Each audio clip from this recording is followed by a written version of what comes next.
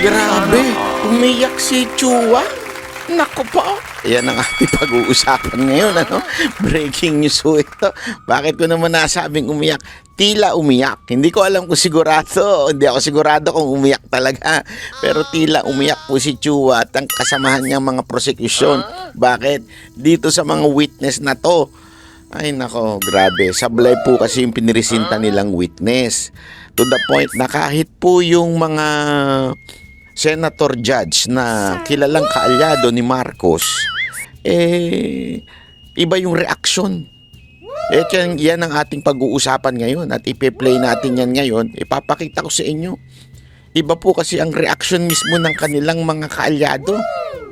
Tila nagpresenta sila ng hilaw, walang alam, at sablay na witness.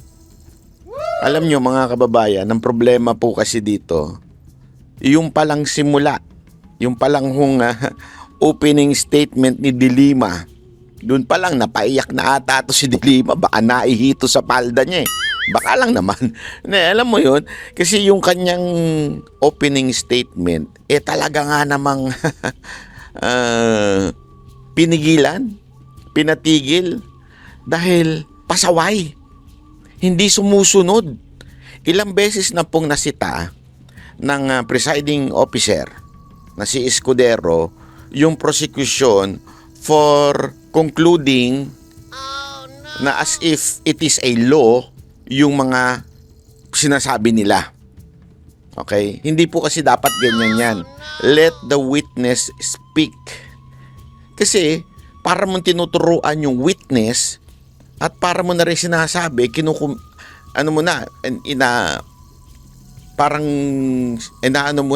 nilalagay mo na sa utak ng mamamayang Pilipino na nanonood, even the senator judge, na talagang merong illegal na ginawa si VP Sara Duterte. Hindi dapat yun. Hindi appropriate yun.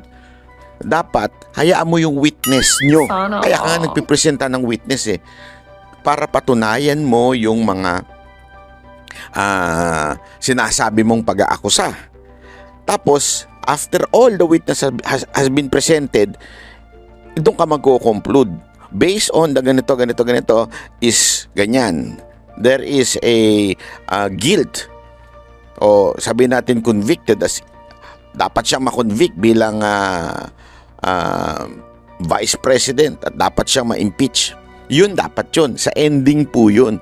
Ilang beses na pong sinita ni Escudero yung mga umuusig kay VP Sara Duterte na tigilan nyo yan. Hindi dapat ganyan. Hindi dapat kayo nagsasalita ng ganyan. Hayaan nyo muna yung witness. This time, inulit na naman ni De Lima. Parang hindi abogado itong si De Lima. Parang hindi niya alam. Or, baka naman, talagang nais lang niyang magpakalat ng propaganda.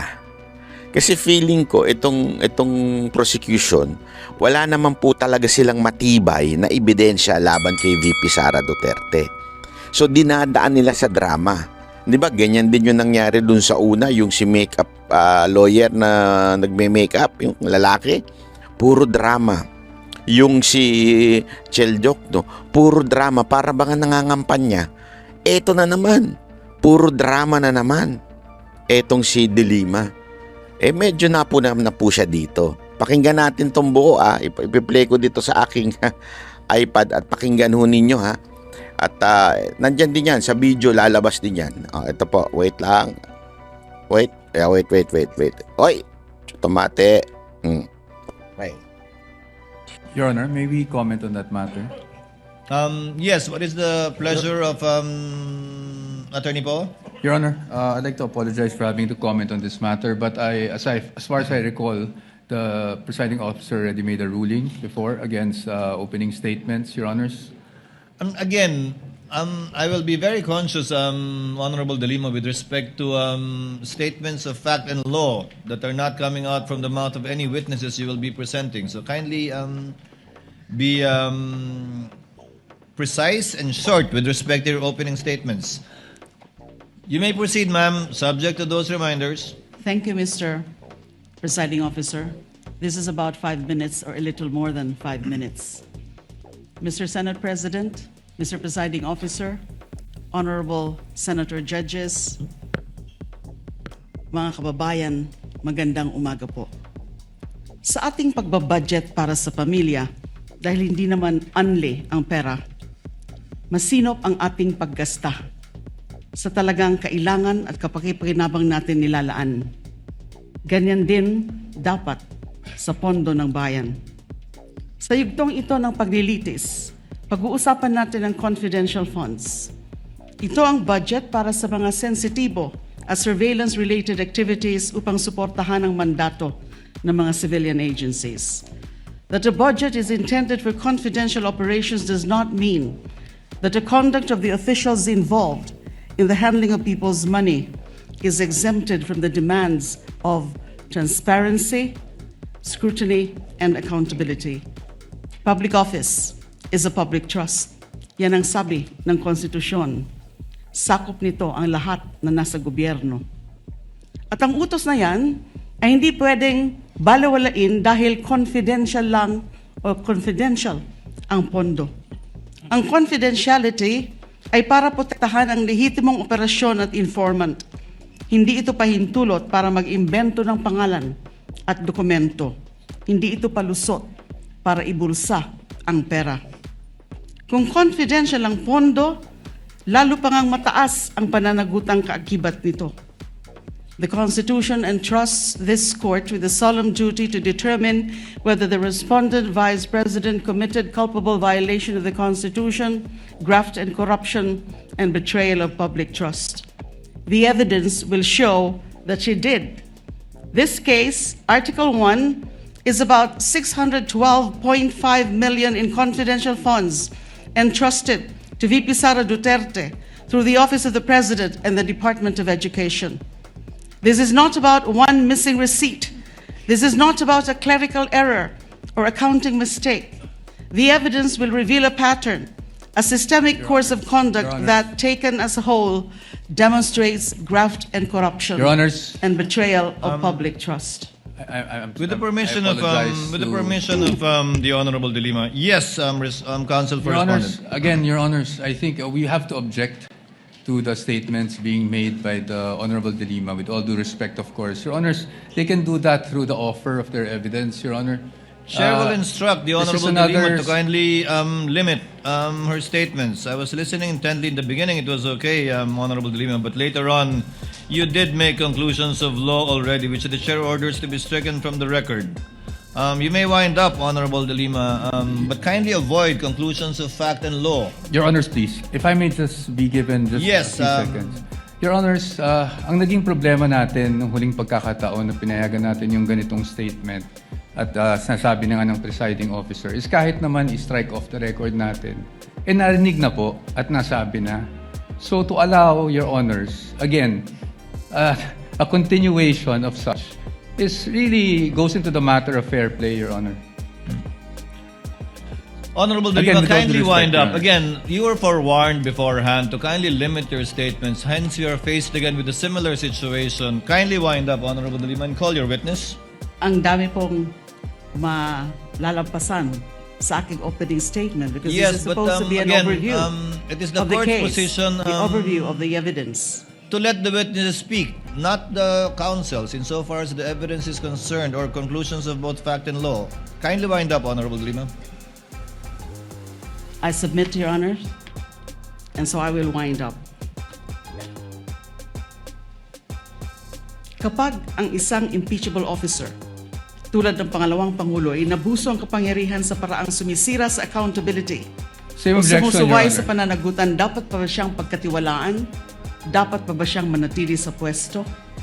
When the Filipino people entrusted their money to Vice President Sara Duterte, was that trust honored? That question will not be answered by politics, by general denials, by press releases. It will be answered by the witnesses, by the documents, by audit, and by the evidence, and the prosecution is ready to present it sa kabuuan ng ebidensya, makita ang hindi lang mga simpleng irregularidad ang nangyari. Objection, Your Honor. Malinaw Again, ito. objection, Your Honor. Honorable Ang De Lima, I would have to sistematikong stop paraan. This you. is out of I would have line. to stop you at this point. The continuing objection of the respondent is duly noted. I would have to stop you at this point. And I have to my stop due now. apologies, but kindly call your witness already. Thank you, Your Honors. I submit. Thank you very much. Kindly call your witness, Representative Chua. Ay, nako, pahiya na naman si De Lima. Pinatigil. Una sinitan na eh. Huwag mo nang ano yun yan ha. Proceed to your ipakilala mo na yung witness mo. Ewan ko kung masasabi mong tarantada ba itong babaeng to. Inulit mong pa talaga.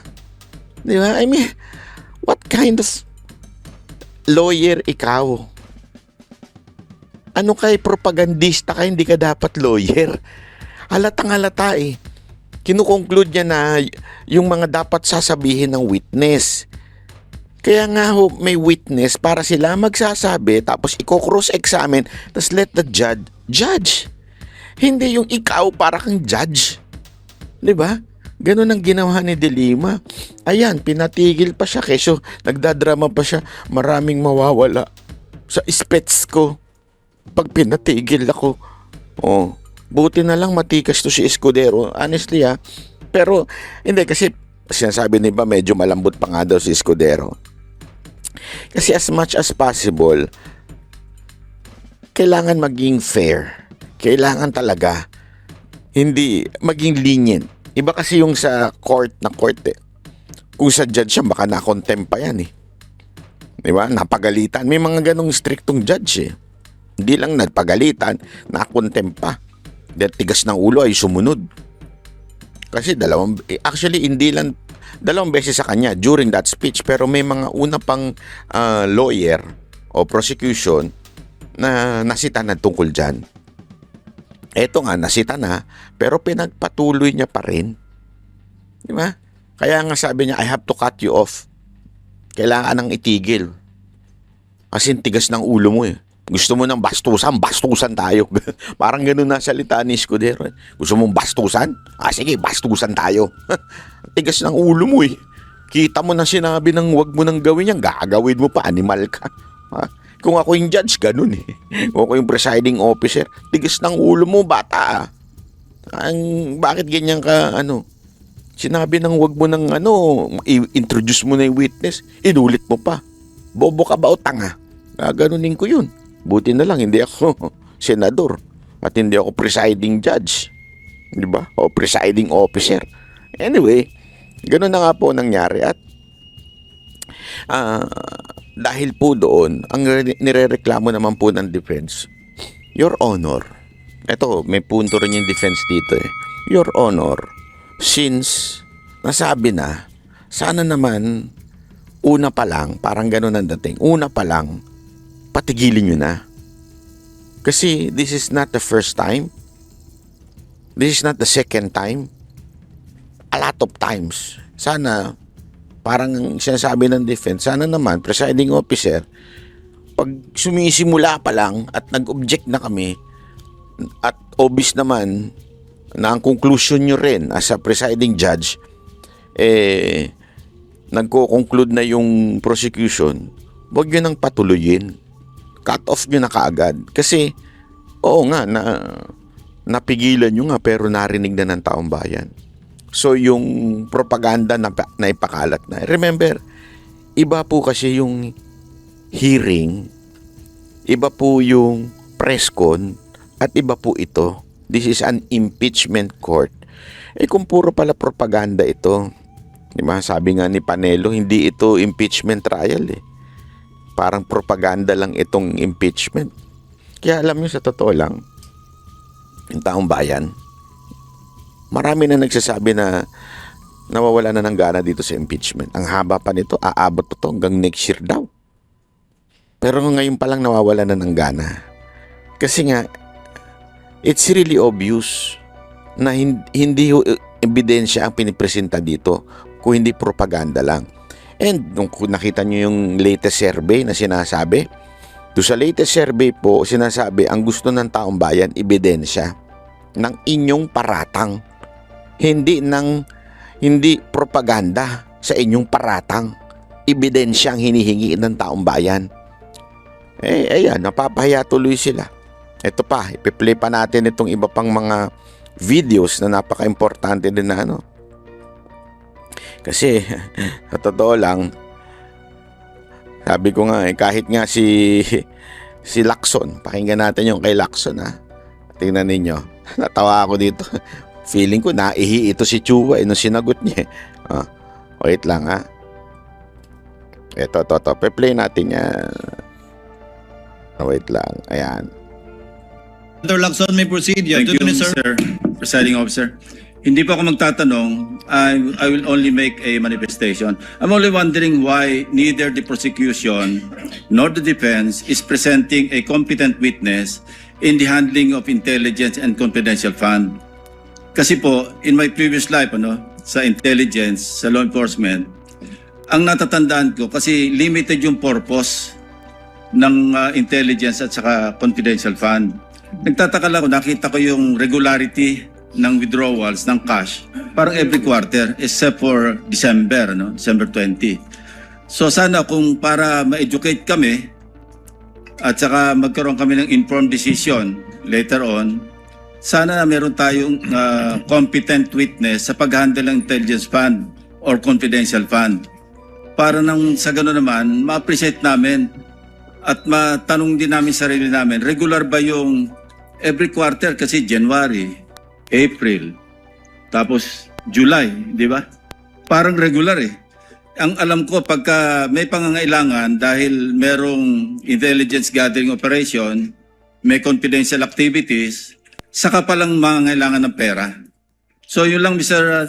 Presiding Officer. The defense may also respond or comment with the prosecution. Thank you. We will recognize both sides, but recognize first to respond to the inquiry of the manifestation, rather, of Senator Judge Lacson. The Honorable Chua. You may proceed, sir. Thank you, Your Honor. Your Honor, we will be presenting our witness, pero hindi po siya yung testigo po pagdating po dyan. In time po, we will be presenting witness or witnesses that will explain yung manner po ng confidential. Kasi I asked my staff, wala po sa listahan ng testigo na meron tayong competent witness. Yung COA, diba? So saan ang galing yung sinasabi niyo may present Yung kayo? COA po. They will be the COA one is not a competent witness sa pag-handle ng intelligence and confidential funds. Somebody, Your Honor, meron po kasi maybe kami reservation. a retired intelligence officer, somebody like that na maalam mag-handle. Nagtataka lang ako bakit masyadong regular tapos yung una pa, natapat pa na magpapasko. Yes, Your Honor, may present po kami, pero kung makikita po ninyo dun sa aming pre-trial brief, meron po dong reservation. Thank you. Thank you. Confidential pa daw po. The Honorable Attorney Power, rather, is recognized for your comment to the manifestation of Senator Lacson. Thank you, You may Mr. proceed, sir. Presiding Officer. Same comment actually with the prosecution, Your Honors. Meron din po kasi tayong mga reservations. So we will present when we feel necessary, Your Honors. Sa ngayon nga, confidential pa din yung witness niya. Senator Erwin Tulfo is recognized for his availment of round 2. You may proceed, sir. You have 2 minutes. Thank you, Mr. Presiding Officer. Miss Witness, ito pong transaksyon na 125, 4 times so yata ito. Tama po ba? Tama po. Alright. Hindi po ninyo na-report ito sa AMLAC? Gaya po ng sabi ko po, na-invoke ko po yung AMLA rule prohibiting us to disclose po any information regarding No, I'm that. not saying na you have to disclose to us. Pero I'm saying, kailangan po bang i-report ito? Kasi ma'am, ayon po sa AMLAC law natin, covered po ang lahat po ng government transactions ng government agencies. Tama po ba? Do you agree to that? All right. Yes po.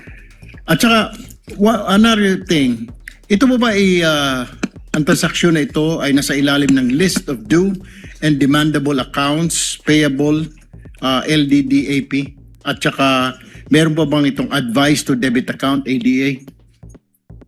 Meron po silang advice na nai-issue po yan. Okay, pero nasa ilalim po ba ito ng LDDAP, yung list of due and demandable accounts? I Payable. think agency na po ang pwedeng sumagot po regarding this. Okay, all right. That's all, Mr. Presiding Officer. Thank you, Senator Judge Erwin Tulfo. Senator Judge Risa Ontiveros. Una, pag-usapan muna natin yung kakatawa talaga ito. Pag-usapan muna natin yung yung sinasabi ni Lacson na wala daw competent na witness. Kasi tama nga naman. Kung sinasabi nyo, may withdrawal. That's a fact. That's a fact that there is a withdrawal. And there is nothing wrong with having a withdrawal of such. Diba? So, the witness, itong particular na witness na ito, yung land bank manager o whatsoever ang kanyang posisyon, ay wala po siyang napatunayan na kaduda-duda. Ang napatunayan lang niya ay may withdrawal. So, alam naman natin may withdrawal. Tapos na sapat yun eh. May withdrawal. Okay, next witness. Tapos na yun. Ang tanong, anong ginawa doon sa withdrawal? Diba? Doon pa nga lang sa issue ng withdrawal, ang dami na pong loopholes. Hindi niya masagot ng diretso. Ayon na rin yan kay Tulfo, diba? Kay Erwin. Tinatanong siya. Lagi niyang tinuturo, hindi sigurado. Hindi, doon sinasabi niya wala siyang kaalaman. Ang may kaalaman, yung isa. Parang every time na lang, laging ganun. Wala silang kaalaman. At ang may alam, yung in charge sa time, bakit ka naandyan? I mean, bakit ka pinresinta ng prosecution? Alam ko, naandyan ka dahil sinumpi ka ng prosecution. Pero, bakit siya pinresinta ng prosecution na wala naman siyang napatunayan? Remember, ang pinatutunayan dito ay yung paggastos o paglustay daw di umano ni BP Sara Duterte ng confidential fund. Pero dito, ang sinasabi lang, paulit-ulit, ay yung merong na-withdraw. At sinabi nila sa AMLAC na hindi nga hindi nga suspicious kasi dalawa yan unusual and suspicious. Ipapaliwanag natin yan Bakit? Yung remember ito, sa bangko pag ikaw nag-withdraw ka ng mahigit 500, at that time 500,000 pero ngayon I think 1 million na, o nag-deposit ka ng 1 million o nag-withdraw ka, ay matatawag na unusual yun at kailangan natitrigger ang AMLAC. Okay. Remember, this is a department. This is a Department of Education. Aba, naturalmente lalagpas ng 500,000 yan. 500,000 yung ordinaryong Pilipino pag nag-withdraw o nag-deposit lagpas ng 500,000. Yan pa kayang isang departamento. So, doon sa issue ng unusual, ay hindi ibig sabihin illegal. Mamaya, mapaliwanag natin yan. Itatanong din sa witness. Pero yung sinasabing suspicious, yun ibang usapan yun. Ano yung suspicious? Ibig sabihin, hindi siya pangkaraniwan at sunod-sunod at kahina-hinala. Mukhang, kaya nga suspicious mukhang illegal. So, dito, hindi nga napatunayan yung part na yun. Hindi nga nila masagot kung ito'y suspicious. Tapos, hindi man lang sila nagpresenta ng, sabi nga ni Lacson, competent witness para magsabing, sandali, yung pag-withdraw ng ganito kadalas ay yan ay hindi ho tama. Kasi sa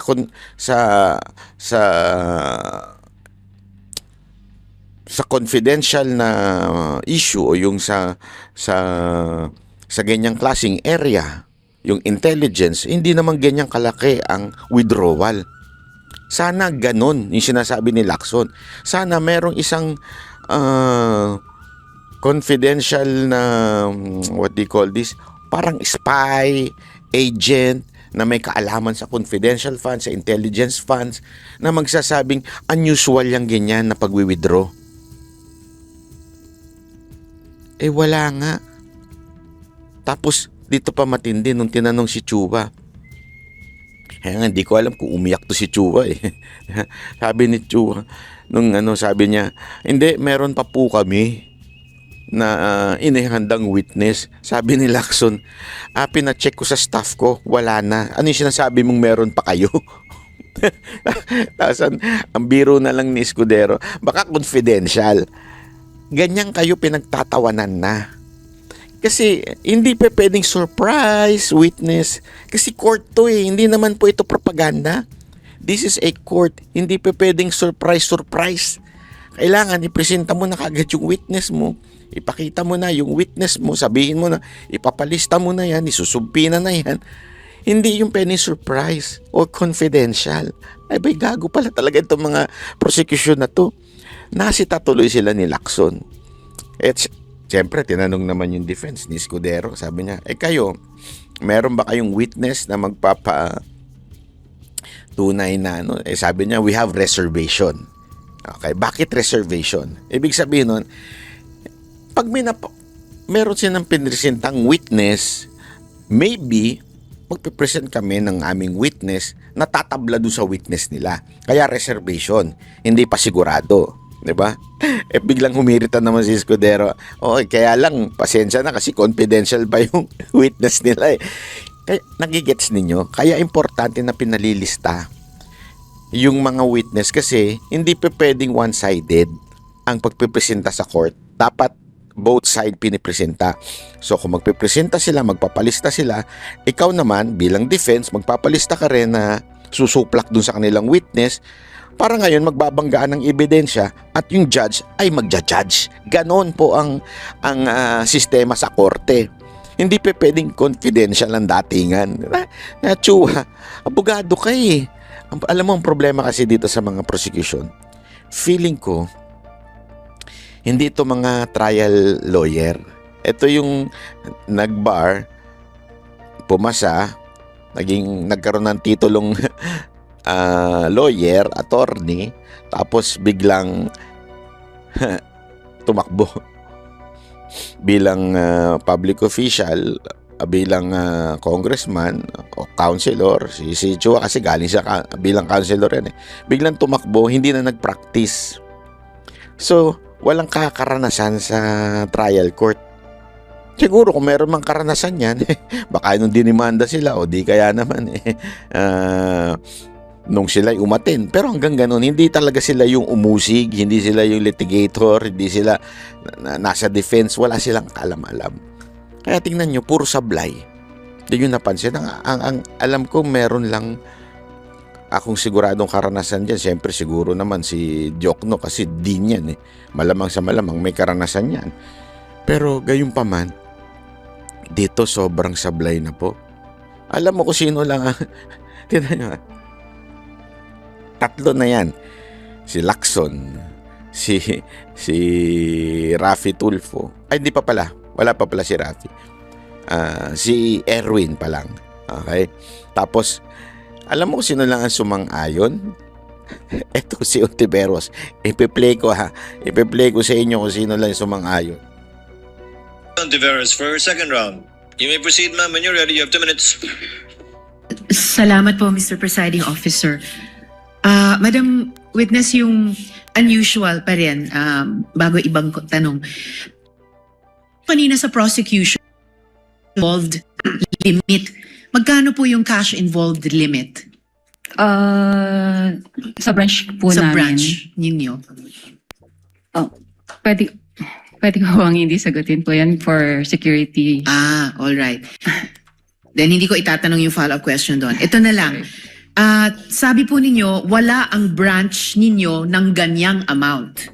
Kung pwede nyo sabihin, magkano po ang halaga na meron ang branch nyo?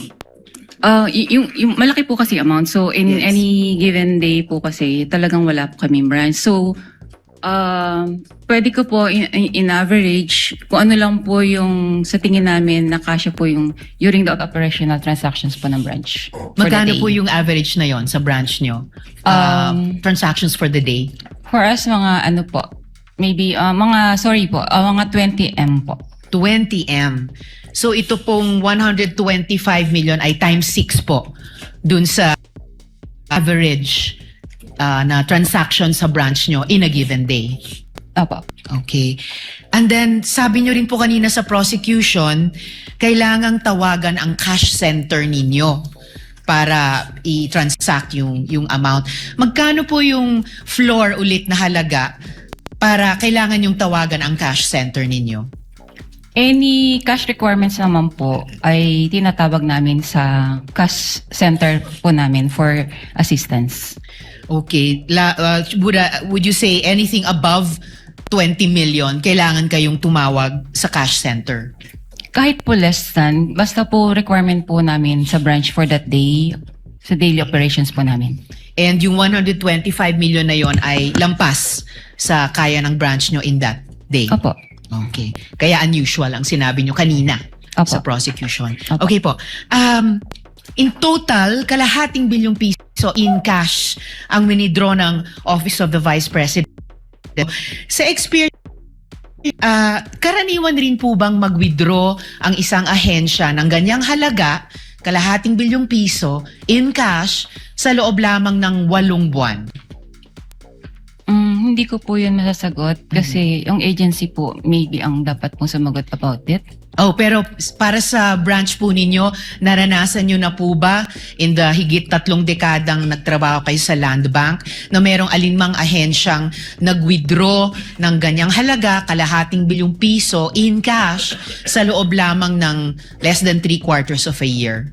Wala po akong ma-recall kasi mostly nga po ang sabi ko ay puro through online or ang transactions na po nila or cheque. Okay. At bilang branch manager, sinigurado nyo po ba na otorisado talaga ni Vice President yung pag-withdraw ng kalahating bilyong piso? Meron naman po kasi silang inisyong advice. So binase naman po natin yung check Gina Costa na ito po ay may advice na po and funded. Alright. So batay dun sa issue advice ni Ms. Jean Acosta, yun na yung pagtitiyak nyo na otorisado ni VP yung pag-withdraw nitong kalahating bilyong piso in Opo. cash. Opo. Salamat po. Salamat, Mr. Presiding Officer. Last 2 questions if there's a... Ay, nako, parang tanga si Ontiveros. Di nyo nakita? Nakita niya yung style niya.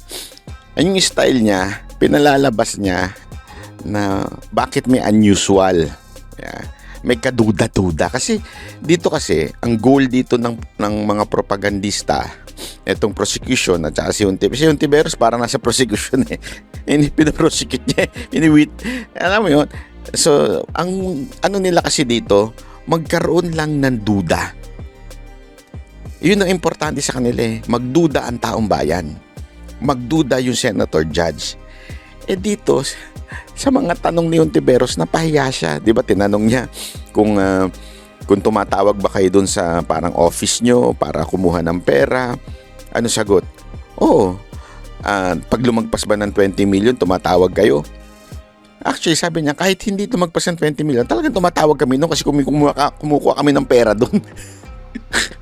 So, ibig sabihin, there is nothing na pagdududahan mo. Tapos tinanong niya pa, di ba? Sa 3 dekada mo nang nagtatrabaho dyan, meron ka bang nakitang hihigit pa sa pag-withdraw ng ganyan? Yan yung style ni Ontiveros eh.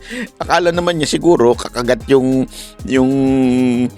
witness. Sabi niya, wala po akong kaalaman kasi digital na ngayon eh. Digital na po ang withdrawal.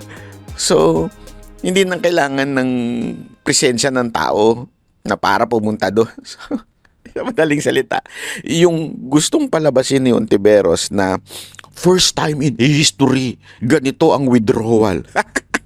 Kaya na naman ang ulul. Sabi ko nga, kawawa naman to si Ontiveros, ano?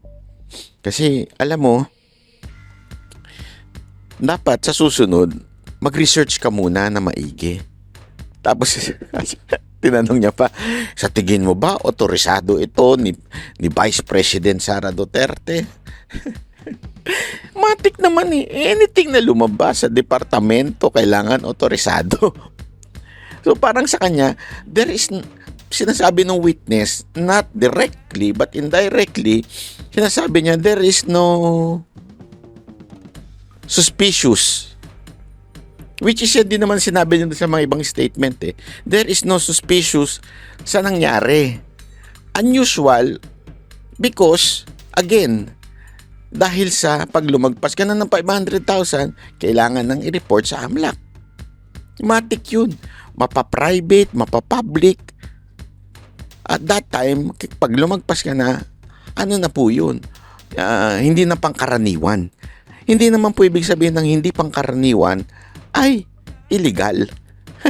Sabi ko, alam mo, dito talaga pahiyang-pahiyaho itong si Ontiveros kasi alam mo, ang problema sa kanya, pinipilit niya yung gusto niya lumabas.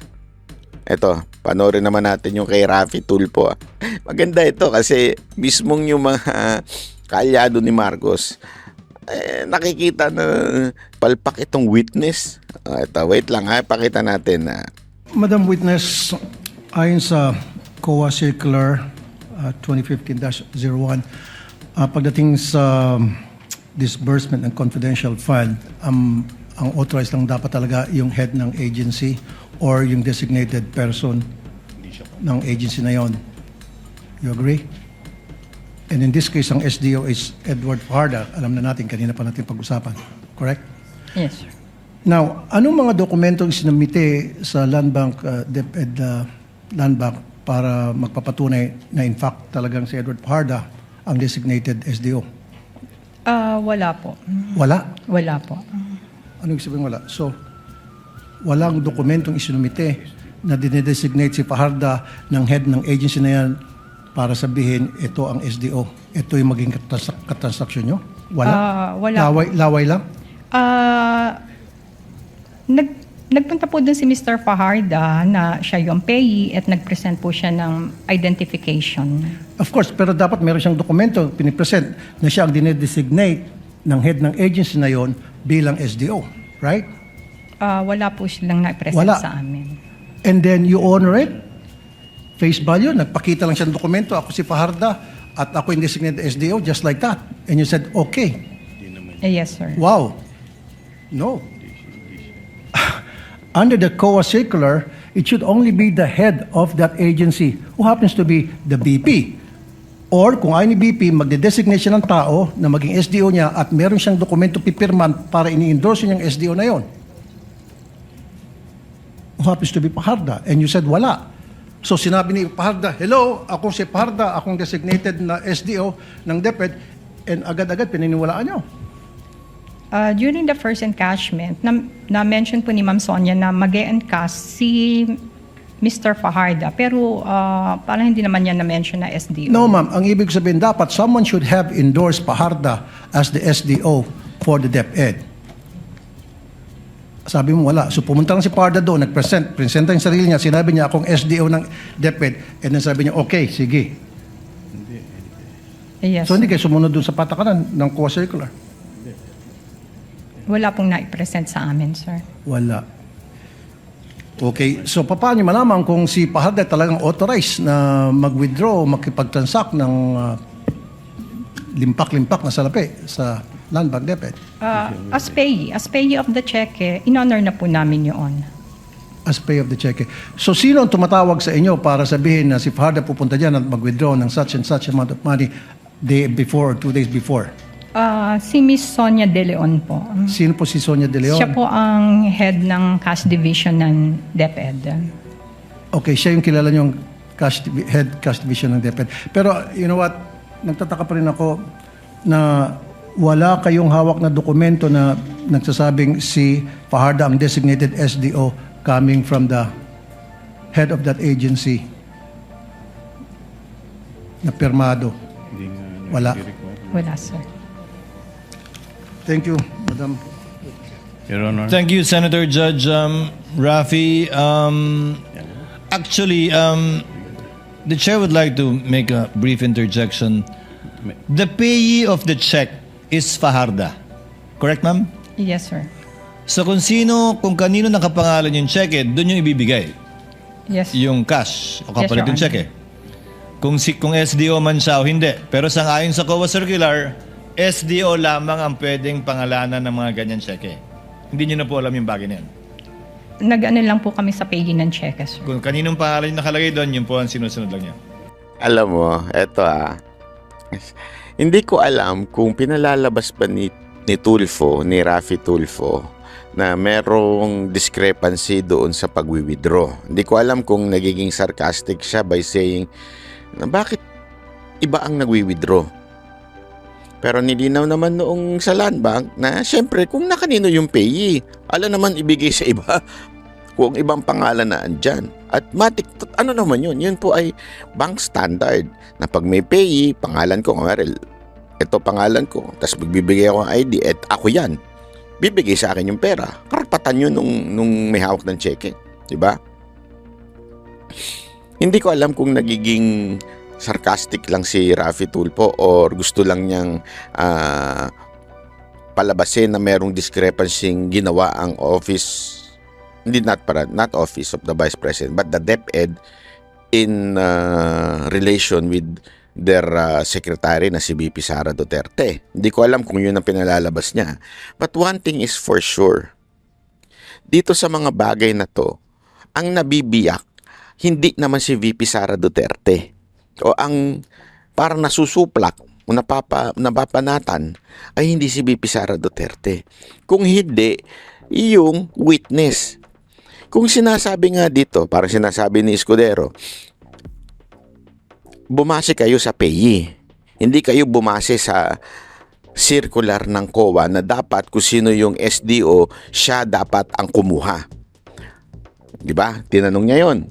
Ano sagot niya? Opo, sa payee.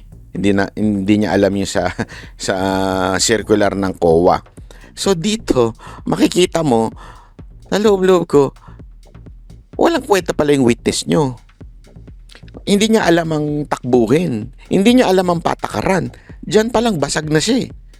Di ba? Pagpasensyaan nyo na, hindi ko binabanatan yung witness pero diyan pa lang, malalaman mo na meron ng pagkakamali yung manager. So, kung meron palang pagkakamali yung manager o itong Tagalan Bank, paano ka makakasigurado na yung sinasabi niya na mga withdrawals ay suspicious? Hindi. Wala. Ibig sabihin, this person has no credibility in terms of movements of money inside the government. Yun yung nabasag dyan. I'm not sure kung yun ang gustong palabasin ni Rafi Tulfo o baka gusto niyang palabasin ay sirain yung sistema ng ginawa ng DepEd. Pero ang siguradong lumabas dyan ay walang alam yung Tagaland Bank pagdating sa transaction within the government. So therefore, if a witness na pinresent ng prosecution walang knowledge, hindi alam ang sistema, so hindi siya pwedeng maging sapat na witness or competent witness against doon sa paglulustay ng pera. Naintindihan niyo ibig sabihin? Remember, ang pinatutunayan dito is not yung transaction. And the burden of proof, hindi sa defense. Kaya nga hindi na nagtanong yung defense Bakit? Doon pa lang sa mga tanong ng mga senador, sumabog na yung credibility nung witness na pinresenta ng prosecution. Ibig sabihin, walang alam. Hindi ka panipaniwala. Kasi walang alam pagdating sa transaction within the government. Yan yung sinasabi kong kapalpakan ng prosecution. Sobrang palpak ng prosecution, nagpresenta sila ng witness na hindi alam ang takbuhan sa loob o proseso sa loob ng government. Dito pa lang sa simpleng tanong, ni Escudero. So hindi nyo alam yung circular ng COA na dapat sa SD wala ibibigay yung pera. Basta doon sa PAYE. Doon pa lang sabog na eh. I mean, wasak na yung credibility ng witness. Kung wala ka palang alam, madam, kung ako nga yung witness, kung ako yung, hindi, syempre, kung ako nga yung senator judge, tatanong ko na lang, kung wala ka palang alam, anong ginagawa mo dyan? Hindi mo pala alam ang takbuhin na nangyayari within the government agencies. Kasi remember, Land Bank is a government agencies and DepEd is a government agency. Therefore, they're governed by COA in terms of transaction ng pera. Hindi niya alam. So, paano mo masasabi na tama yung ginawa nila na nireport yung unusual? Doon pa lang sabog na po. Kasi yun ang pinalalabas ng prosecution dito. Ang goal ng prosecution dito, magkaroon ng duda ang mga senator judge at ang taong bayan na there is a kaduda-duda, doubtful withdrawal of money from the DepEd. Wala nga. Ito pa paliwanag ni Chis Escudero na napakaganda ho. Sabi ko nga, pahiya ho dito. Just a clarification. Ma'am, kanina po nakikinig po ako, no? Ang nabanggit nyo, sabi nyo nga, na ilang beses sabi nyo, unusual po yung 37.5. Madalas, the transaction sa inyo pong branch ay nag-average yan 10 to 20 million. Tama ho ba? Aking pagkakarinig. Opo, mga nasa 10 million. So sa isang karaniwang araw, ano po yung sa inyo pong experience, ano daw po yung pinakamalaking halaga ng cash na inyo pong nailabas sa inyong sangay para po sa isang client, in this case ito pong ahensya na ang DepEd po? Ano po yung pinakamalaking amount? Ito na po ba yung pinakamalaki dahil sabi nyo kanina ay unusual? Pinakamalaki pong amount na nailabas nga po ay yung na-encash is yung 37.5. Ito na po. Opo. So ito yung nagsimula nung kailan po ito nagsimula yung ganitong withdrawals, yung ganitong kalaking amount? Anong pong February, sir? Ito na po, last question, Mr. Presiding Officer. Nangyayari po ba itong ganitong kalaking amount, ganito kalaking halaga na withdrawal sa ngayon? Ay, during my time, wala na po yung, yun lang pong tatlong yun. Yung tatlo lang. Well, hindi na po nasundan. Wala na po. That's all. Thank you. Thank you, Senator Judge Ejercito. If there are no other senator judges who wishes to make interventions, Chair would like to make a few. Ms. Camposano, ma'am, tama po bang translation ito? Unusual sa Tagalog, kakaiba. Yes, Your Honor. Suspicious, tama po ba, kaduda-duda? Yes, Your Honor. Sang-ayon sa AMLAC, yung kaduda-duda dapat i-report, pero yung kakaiba, hindi kailangan i-report. Yes, Your Honor. Tama po. Sabi niyo po kasi kanina, yung unusual hindi kailangan i-report, pero yung suspicious, kailangan i-report. Sang-ayon sa batas. Hindi ko po sinasabing suspicious to. Sinasabi ko lang, yun yung sinasabi ng batas. Yes, sir. Ang suspicious transaction po ay kailangan nating i-report sa STR, sa AMLC. And yung unusual, kung unusual lang naman siya, but wala naman pong suspicious dun sa transaction, hindi po siya kailangan i-report. Isa na lang po katanungan, curious lang po ako. Sabi niyo po, para pangalagaan ang kaligtasan ng inyong empleyado, hindi pwedeng ihatid ng sino mang empleyado ng bangko yung pinagbigyan ng pera, gaano man kalito, gaano kalaki, dahil kapag hawak niya na yon, kanya na yon. Tama po ba? Opo. Ibig sabihin po ba nun, pag na-withdraw na yung pera at hawak doon ng depositor yung pera, pag may nang hold up ng bangko, matapos niyang mahawakan yung pera, siya na ho yung mawawalan, di na kayo. Ganun po ba yan? Hindi. Sa praktikalang usapan. Gayun din, paglabas niya ng bangko nyo, na hold up siya doon, hawak niya na eh. Wala na kayong pakialam, di ba? Kaya kayo may polisiya yung gano'n na bawal magatid. Dahil nga, pag hawak na niya, kanya na yon.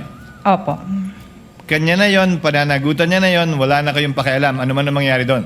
Yes, Your Honor. Mawala man yon, nakawin man yon, hold upin man yon, labas na kayo doon. Yes, Your Honor.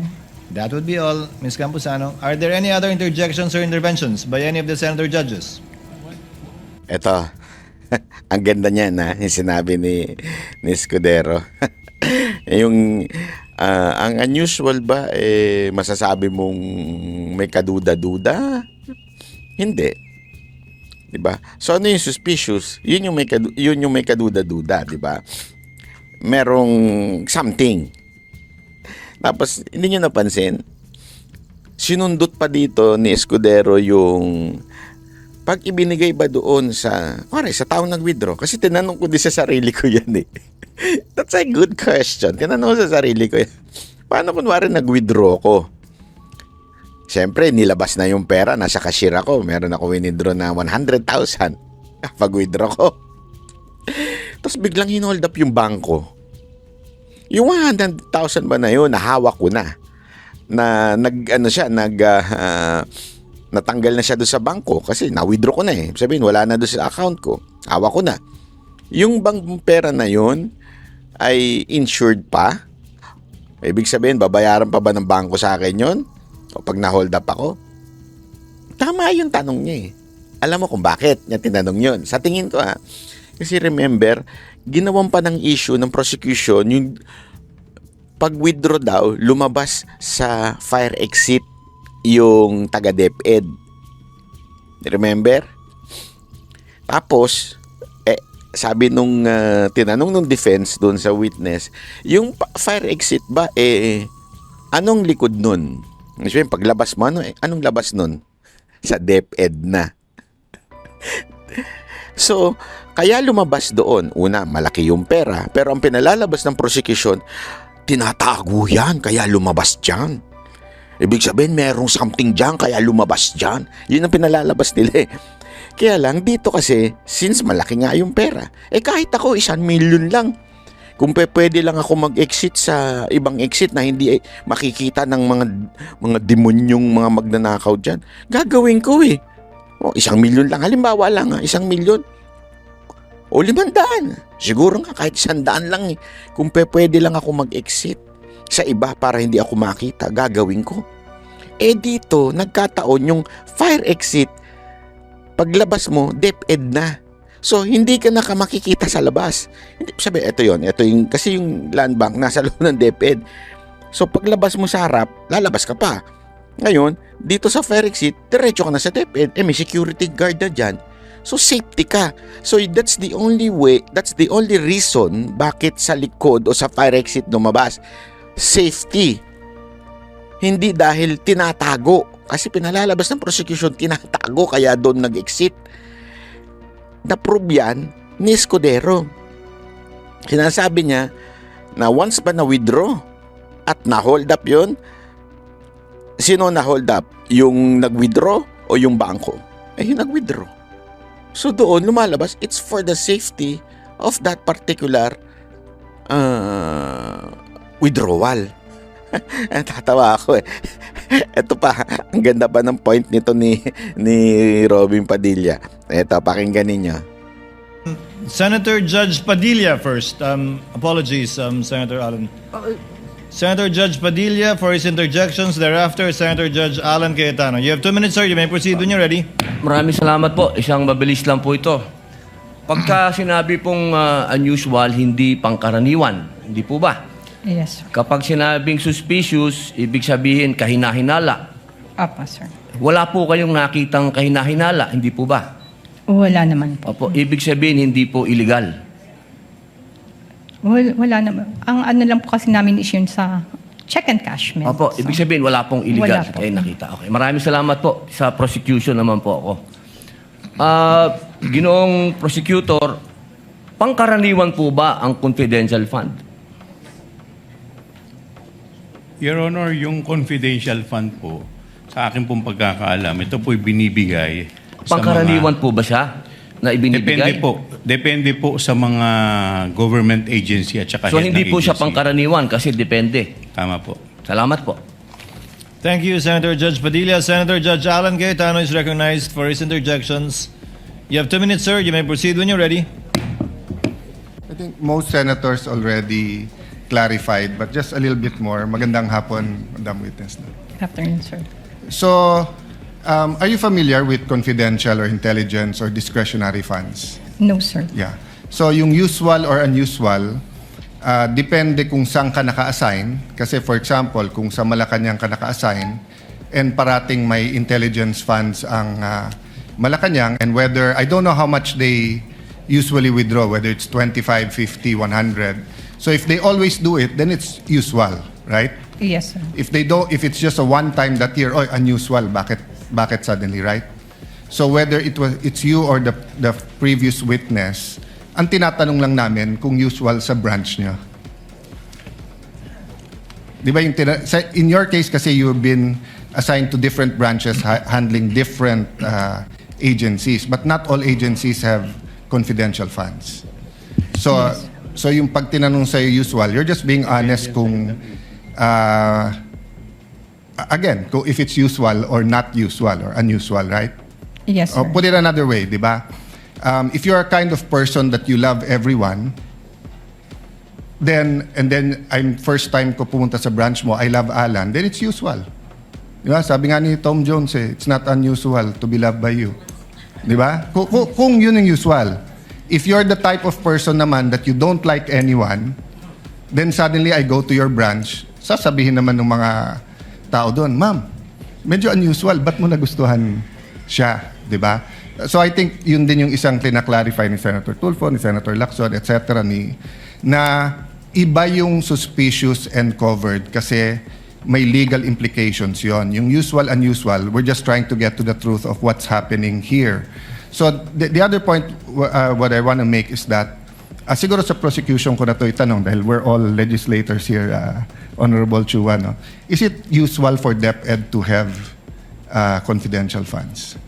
Your Honor, I believe that this is the first time that Yes. DepEd received confidential Yes, funds, Your in Honor. fact, here in the Senate, in caucus, ako lang halos ang nag-object. I think 2 lang kami o 3.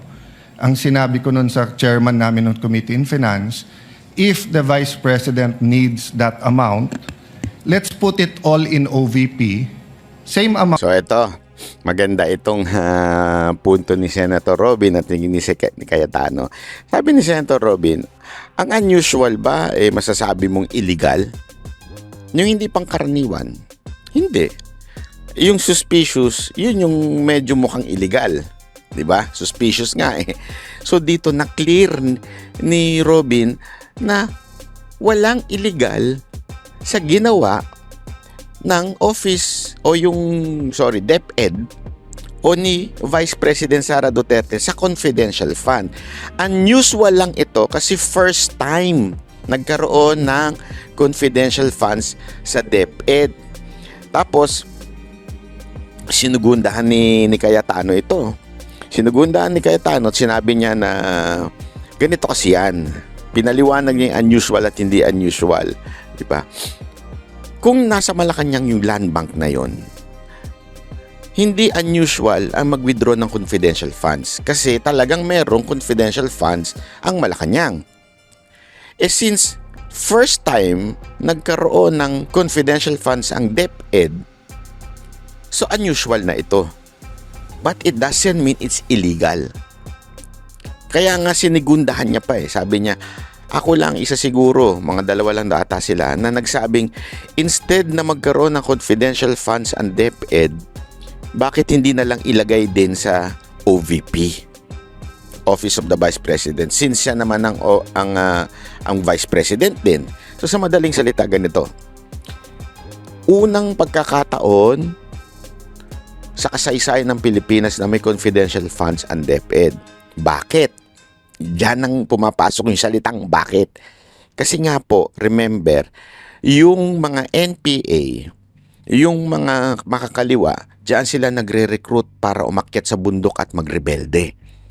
Na hindi yan napigilan ng mga nakaraang administrasyon na hirapan dahil wala sa radar nila. Hindi nila malubos maisip na ganun kasama itong mga NPA na to, mga kaliwa na nire-recruit mula sa eskwelahan. Since may experience si VP Sara Duterte sa Davao, 'di ba? Doon sa mga nakalimutan ko na ng pangalan ng mga eskwelahan doon na pinagre-recruitan ng mga NPA. May experience siya dyan. So, first time na yung DepEd Secretary humingi ng confidential funds upang sugpuin ang mga NPA sa eskwelahan. Kasi laganap na ang mga NPA sa eskwelahan. So first time. In other words, unusual. Hindi pangkaraniwan. But it doesn't mean masama. Nakukuha nyo, yun yung pinapoint out ni Cayetano at ni Senator Robin. At yun din ang napatunayan dito sa impeachment ngayong araw na to. Hindi masama ang ginawang unusual na pagwi-withdraw kasi nga may confidential funds na ang DepEd. And first time in history na magkaroon ng confidential funds ang DepEd dahil nga gustong sugpuin ang simula ng NPA sa ating bansa. Kasi doon sila nagre-recruit eh. Pansinin ninyo, pabata ng pabata ang mga NPA. Kasi doon po sila nagre-recruit. Di ba? Ano ang madalas na, kunwari, yung di ba, na umaakyat sa bundok at nakikipagsagupaan sa ating mga military. Alam na military yan eh. Ano ba ang pinaka nakipagdigmaan sila? Minsan meron sila matatagpuan mga pare-parnalya ng mga kaliwa, lalong-lalo na yung kabataan. Party list, nakikita nila dun. Naibalita yan. Ilang beses na po naibalita yan. So, ibig sabihin, first time, unusual, but there is no illegal. In other words, walang paglulustay ng pera. Iyan ang napatunayan ngayong araw na ito. O kahapon pala. Kasi umaga ko i-upload. Yun ang napatunayan ng impeachment na wala pong paglulustay ng pera sa office o sa DepEd. Yun ho ang malinaw dito. Kaya mga kababayan, manood lang kayo ng manood ng ganito kasi iba ho ang lumalabas sa media eh. Pero sa social media ito, wala po akong fake news dito. Lahat po ito galing mismo sa impeachment. Pinapaliwanag ko lang sa inyo in a very logical way kung bakit walang napatunayan dito sa kanilang witness na walang irregularity o walang kaduda-duda o suspicious na transaction. Unusual? Matik yan. Kasi first time nga may confidential funds ang DepEd eh. Kaya unusual yung kuha ng pera, withdrawal ng pera. Pero there's no suspicious at ibig sabihin nun, walang paglulustay ng pera sa DepEd. So, paano yung prosecution? Umiyak na lang kayo ng umiyak dahil olat na naman kayo dito sa araw na to.